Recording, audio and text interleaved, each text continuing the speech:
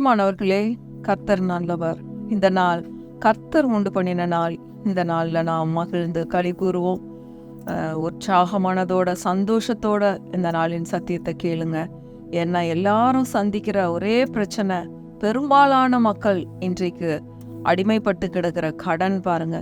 அந்த பிரச்சனையை ஆண்டவர் ஏற்கனவே கடன்கிற சாபத்தை கல்வாரி சிலுவையில் சுமந்து தீர்த்து விட்டார். அதற்கான ப்ரொவிஷனை ஏற்கனவே நம்மளுக்குள்ளேயே தான் வச்சிருக்காரு. ஒவ்வொரு கடனையும் எப்படி கட்டி முடிக்கணும் அப்படிங்கிற ஒரு ப்ரொவிஷனை, ஒரு ஏற்பாடை நம்மளுக்குள்ளேயே வைத்திருக்கிறார். நம்ம விசுவாசித்து அந்த வழி என்னங்கிறத கர்த்தருடைய ஞானத்தினால கண்டுபிடிச்சு அதை ஈஸியாக செட்டில் பண்ணிடலாம் பாருங்க. ஆண்டவருடைய சமூகத்தில் நாம் காத்திருக்கும் பொழுது, அவருடைய வார்த்தைகளை இரவும் பகலும் நாம் தியானிக்கும் பொழுது, வார்த்தைகளை ஏற்றுக்கொள்ளும் பொழுது, நிச்சயமாகவே அது மலை போன்ற பிரச்சனையாக இருந்தாலும் அந்த பிரச்சனையிலிருந்து ஈஸியாக வெளியே வந்துடலாம். கர்த்தர் அதற்கான ப்ரொவிஷனை ஏற்கனவே, அதற்கான ஏற்பாட்டை அவர் ஏற்கனவே செய்து வைத்திருக்கிறார். அதுதான் இன்றைக்கு நாம் கற்றுக்கொள்ள போகிற சத்தியம். வேதத்தில் ஒரு உதாரணத்தோட பார்க்க போகிறோம். எதையும் நம்ம நானா சொல்றதில்ல, கர்த்தர் ஏற்கனவே இதை செய்து முடித்திருக்கிறார். பழைய ஏற்பாட்டில் செய்த ஆண்டவர் அதை அப்படியே நம்மளுக்கு இந்த புதிய உடன்படிக்கையின் காலத்தில், கிருபையின் காலத்தில் இப்படியே விசுவாசித்து எடுத்துக்கொள்ளுங்கள் அப்படின்னு சொல்லி ஆண்டவர் நமக்கு கற்றுக் கொடுத்திருக்கிறார் பாருங்க. 2 ராஜாக்கள் 4வது அதிகாரம். இன்றைக்கு கடன்னால குடும்பங்கள் கடனுக்கு அடிமையாகி அது ஒரு அடிமைத்தனம் பாருங்க. அந்த அடிமைத்தனத்துக்குள்ள போய் அதுக்கப்புறம் வாழ்க்கை ஒரு சாதாரணமா இல்லாம, அந்த மனுஷங்களெல்லாம் பார்க்கும்போது எப்பொழுதுமே பயம். எங்க வீட்டுக்கு வந்துருவாங்களோ, கடனை கேட்டுருவாங்களோ, ஃபோன் பண்ணிடுவாங்களோன்னு சொல்லி அடிமைத்தனத்துல இருக்கிறதோட கூடவே ஒரு பயம் பாருங்க. ஒரு நிம்மதியான வாழ்க்கை இல்லாம இப்படிப்பட்ட ஒரு குடும்பம் 2 ராஜாக்கள் 4வது அதிகாரத்துல நம்ம பார்க்குறோம். அந்த குடும்பம் என்ன பண்ணாங்கன்னா, தீர்க்கதரிசி கிட்ட போகும்பொழுது, அந்த காலத்துல தீர்க்கதரிசிகள் இருந்தாங்க பாருங்க. அப்போ அந்த தீர்க்கதரிசிகள் கிட்ட போகும்போது தீர்க்கதரிசி அழகான ஒரு வழியை சொல்லி கொடுக்கிறார் பாருங்க. அதை தான் இன்னைக்கு நம்ம பார்க்க போறோம். 2 ராஜாக்கள் 4வது அதிகாரம் 1 வசனத்திலிருந்து வாசிக்கிறேன். தீர்க்கதரிசிகளுடைய புத்திரரில் ஒருவனுக்கு மனைவியாய் இருந்த ஒரு ஸ்திரீ எலிசாவை பார்த்து, உமது அடியானாகிய என் புருஷன் இறந்து போனான். உமது அடியான் கர்த்தருக்கு பயந்து நடந்தான் என்பதை அறிவீர். கடன் கொடுத்தவன் இப்பொழுது என் 2 குமாரரையும் தனக்கு அடிமைகளாக்கி கொள்ள வந்தான் என்றாள். கடன் கொடுத்தவன் என்ன பண்ணிட்டான், வீட்டுக்கு 2 பசங்களையும் நான் அடிமையா பிடிச்சிட்டு போயிடும். அந்த காலத்துல எல்லாம் அப்படிதான். கடனை திருப்பி கொடுக்க முடியலன்னா பிள்ளைகளை அடிமைகளா எடுத்துட்டு போயிடுவாங்க பாருங்க. அப்படி மிரட்டி இருக்கிறான். இவ உடனே பயந்து என்ன பண்ணியிருக்கிறா, எலிசா தீர்க்கதரிசி கிட்ட ஓடி இருக்கிறா பாருங்க. அங்க என்ன நடந்ததுன்னு பார்ப்போம். 2வது வசனத்துல, எலிசா அவளை நோக்கி, நான் உனக்கு என்ன செய்ய வேண்டும்? வீட்டில் உன்னிடத்தில் என்ன இருக்கிறது சொல் என்றான். பாருங்க, அன்னைக்கு எலிசா தீர்க்கதரிசி கேட்கிறாரு இந்த ஸ்திரீ கிட்ட, வீட்டுல உன்னிடத்துல என்ன இருக்கு அப்படின்னு சொல்லி கேட்கிறாரு. இன்னைக்கு ஆண்டவரும் இதே கேள்வியை தான் நம்ம கிட்ட கேட்கிறாரு. உங்க கடன்களை அடைக்கிறதுக்கு இன்னைக்கு உங்களிடத்துல என்ன இருக்கு? இதை நம்ம கண்டுபிடிக்கணும் பாருங்க. நம்ம கிட்ட ஆண்டவர் என்னத்தை கொடுத்திருக்கிறாரு, அதை நம்ம கண்டுபிடிக்கும் பொழுது அதற்கான கடனை கட்டி முடிப்பதற்கான ஒரு கிருபையை ஆண்டவர் ஏற்கனவே நம்மளுக்குள்ள வச்சிருக்கிறார். அதை கண்டுபிடிக்கிறதுல தான் பாருங்க கர்த்தருடைய ஞானம் வெளிப்படுகிறது. பிரியமானவர்களே பாருங்க, அதற்கு அவள், ஒரு குடம் எண்ணெய் அல்லாமல் உமது அடியாளுடைய வீட்டில் வேறு ஒன்றும் இல்லை என்றாள். எங்க வீட்டுல ஒரு குடம் எண்ணெய் மட்டும்தான் இருக்கு அப்படின்னு சொல்லி சொல்றான். அடுத்தது பாருங்க, அப்பொழுது அவன் 3வது வசனம், அப்பொழுது அவன், நீ போய் உன்னுடைய அயல் வீட்டுக்காரர் எல்லாரிடத்திலும் அநேகம் வெறும் பாத்திரங்களை கேட்டு வாங்கி உள்ளே போய் உன் பிள்ளைகளுடன் உள்ளே நின்று கதவை பூட்டி அந்த பாத்திரங்கள் எல்லாவற்றிலும் வார்த்து நிறைந்ததை ஒரு பக்கத்தில் வை என்றான். பக்கத்து வீட்டுல எல்லார்கிட்டையும் போய் அநேகம் வெறும் பாத்திரங்களை கேட்டு வாங்கிட்டு வா. உன்கிட்ட இருக்கிற எண்ணெயை என்ன பண்ணு, எல்லா பாத்திரத்திலையும் நீ ஊத்த தொடங்கு அப்படின்னு சொல்லி தீர்க்கதரிசி சொல்றாரு. இவங்க பையனை அனுப்புறப்போ எல்லார்கிட்டையும் போய் வெறும் பாத்திரங்களை வாங்கிட்டு வாங்கன்னு போய் குடம், பானை, என்னென்ன பாத்திரங்கள் கிடைச்சதோ எல்லாத்தையும் பசங்க கொண்டு வர்றாங்க பாருங்க. வீட்டுக்குள்ள கதவை பூட்டிட்டு இவங்க கிட்ட இருக்கிற எண்ணெயை எடுத்து ஒவ்வொரு பாத்திரமா ஊத்துறாங்க. பாருங்க, கர்த்தருடைய வல்லமை அங்க வெளிப்படுகிறது. ஒரு குடம் என்னதான், ஆனா வீடு நிறைய பாத்திரங்கள், எல்லா பாத்திரத்திலையும் குடத்திலையும் பானையிலையும் அந்த எண்ணெயை ஊற்றிக்கொண்டே இருக்கிறார்கள். ஊத்த ஊத்த ஊத்த ஊத்த எண்ணெய் வந்துகிட்டே இருக்குது. எப்படி 5 அப்பம் 2 மீனை ஆண்டவர் பிச்சு கொடுக்க கொடுக்க கொடுக்க 5000 பேர் 10,000 பேர் அப்படின்னு சொல்லி எல்லாரும் சாப்பிட்டுக்கிட்டே இருந்தாங்களோ, அந்த மாதிரி கர்த்தருடைய வல்லமை இங்கோ செயல்பட்டு அந்த எண்ணெயானது எல்லா பாத்திரத்திலையும் ஊத்துற வரைக்கும் வந்துகிட்டே இருக்கு. இன்னும் போய் வாங்கிட்டு வா, இன்னும் போய் வாங்கிட்டு வான்னு ஊரே போய் எல்லா பாத்திரங்களையும் வாங்கிட்டு வந்தாச்சு. கடைசியில வந்து சொல்றான், இனி பாத்திரமே இல்ல அப்படின்னு சொல்லும் போதுதான் அங்க எண்ணெய் நிக்குது பாருங்க.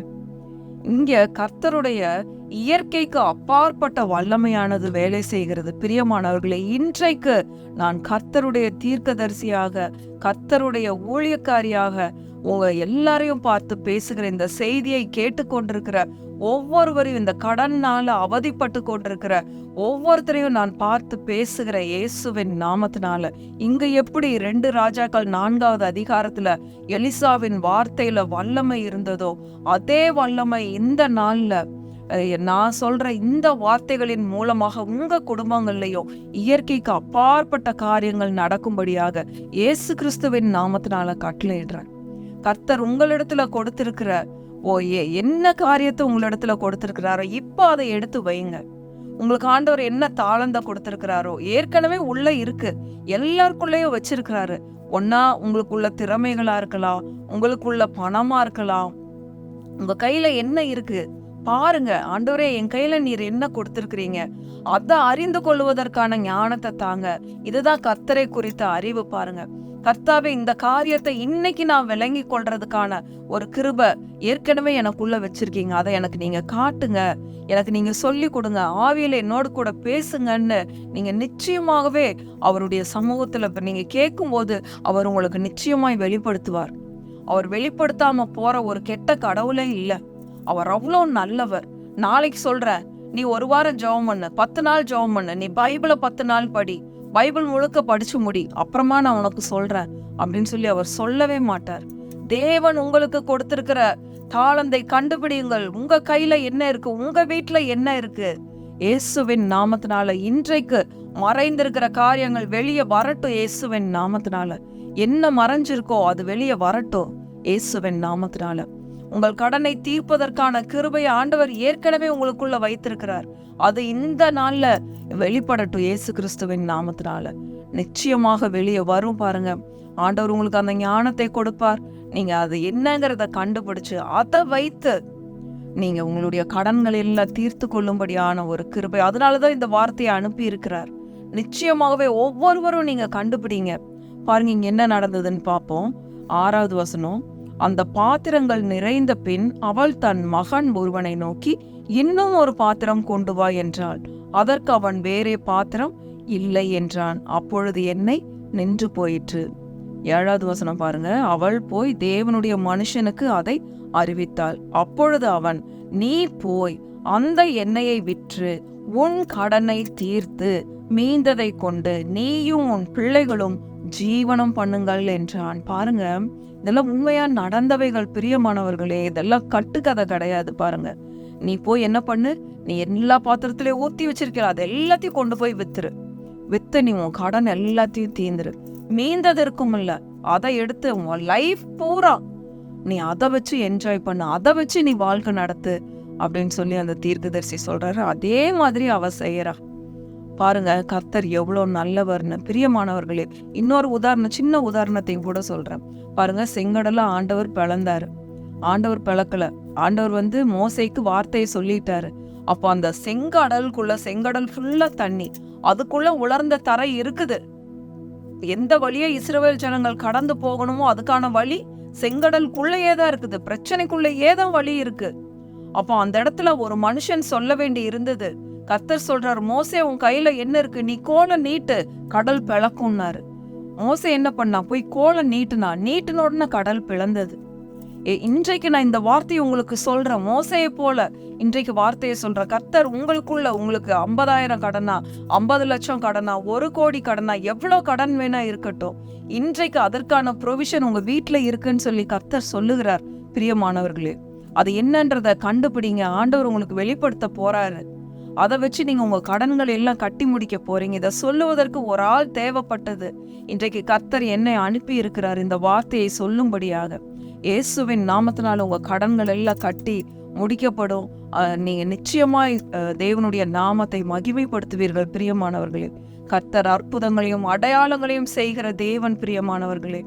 அந்த நாள்ல எலிசா சொன்னாரு, இன்றைக்கு உங்களையும் என்னையும் தீர்க்கதரிசினிகளாக ஏற்படுத்தி வைத்திருக்கிறார்.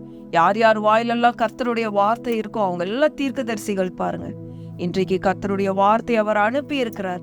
இன்றைக்கு நீங்க போய் வேதத்தை எடுத்துக்கொண்டு கர்த்தாவே எங்க வீட்டுல என்ன இருக்குன்னு எனக்கு காட்டுங்கன்னு சொல்லுங்க. கர்த்தர் நிச்சயமாய் காட்ட போறார். அதை கொண்டு உங்களுடைய வியாபாரத்தை பெருக்குங்கள். உங்களுக்கு என்ன இருக்குதோ அதை பெருக்குங்க. அதை கொண்டு போய் வித்து நீங்க உங்க கடனை எல்லாம் தீருங்க. தேவன் அதற்கான ப்ரொவிஷனை ஏற்கனவே உண்டு பண்ணி வைத்திருக்கிறார். அன்னைக்கு செங்கடலை பிளந்த தேவன், செங்கடலுக்கு உள்ளேயே உலர்ந்த தரைய வழிய உண்டு பண்ணி வைத்திருந்த தேவன், மோசே கோலை நீட்டும் போது கடல் பிளந்து இஸ்ரவேல் ஜனங்களுக்கு வழி விட்டது. இஸ்ரவேல் ஜனங்கள் எல்லாம் உலர்ந்த தரை வழியாய் கடந்து போனார்கள். கானான் தேசத்தை நோக்கி போனார்கள். தண்ணி அவர்களுக்கு இடைஞ்சலா இருக்கவே இல்லை. எது பிரச்சனைன்னு நினைச்சாங்களோ அந்த பிரச்சனையே இவர்களுக்கு வழி விட்டது. அதே போல நீங்க எதை பிரச்சனைன்னு நினைச்சிட்டு இருக்கீங்களோ அந்த பிரச்சனைக்கு நடுவுலேயே கர்த்தர் உங்களுக்கு ஒரு நல்ல வழியை வைத்திருக்கிறார். இதை சொல்லுவதற்கு தான் ஆண்டவர் இன்னைக்கு என்னை உங்கள் மத்தியில அனுப்பி இருக்கிறார். பிரியமானவர்களே, கர்த்தர் ரொம்ப நல்லவர். அவர் உங்களுக்கு ஞானத்தை கொடுத்திருக்கிறார், எல்லா கிருபையும் கொடுத்திருக்கிறார். அவருடைய அன்பு மகா பெரியது. நிச்சயமா நீங்க எல்லாம் உங்க கடன்களை கட்டி முடிக்க போறீங்க. இயேசுவின் நாமத்தினால நான் உங்க ஒவ்வொருத்தருக்காகவும் கர்த்தருடைய ஆசீர்வாதத்தை பேசுகிறேன். நிச்சயமா இந்த பிரச்சனையிலிருந்து, இந்த அடிமைத்தனத்திலிருந்து, இந்த பயத்திலிருந்து நீங்க வெளியே வருவீர்கள் இயேசுவின் நாமத்தினால. கர்த்தருடைய நாமம் மகிமைப்படட்டும். கர்த்தர் நல்லவர், அவரை துதியுங்கள். அவர் கிருபை என்றும் உள்ளது. ஆமென், ஆமென், ஆமென்.